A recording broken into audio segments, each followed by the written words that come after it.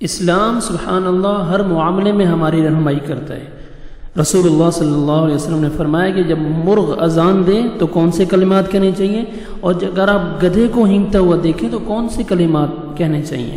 عن ابی ہریرہ رضی اللہ عنہ قال قال رسول اللہ صلی اللہ علیہ وسلم اذا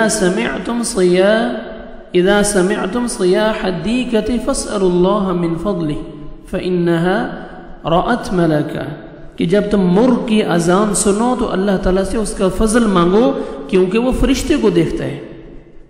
اللہم انی اسألک من فضلک، اللہ تعالیٰ سے اس کے فضل کا سوال کرو، اے اللہ میں آپ سے آپ کے فضل کا سوال کرتا ہوں۔ وَإِذَا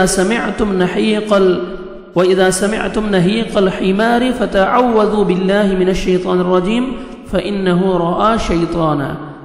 اسی طرح اگر آپ گدھے کو ہینگتا ہوا سنو تو شیطان سے اللہ کی پناہ طلب کرو کیونکہ وہ گدھا شیطان کو دیکھتا ہے۔ فوراً آپ اعوذ باللہ من الشیطان الرجیم پڑھیں۔ مرغ کی اذان سنیں اللہم انی اسألک من فضلک، اور گدھے کو ہینگتا ہوا سنیں اعوذ باللہ من الشیطان الرجیم، اللہ کی پناہ طلب کریں شیطان مردود سے۔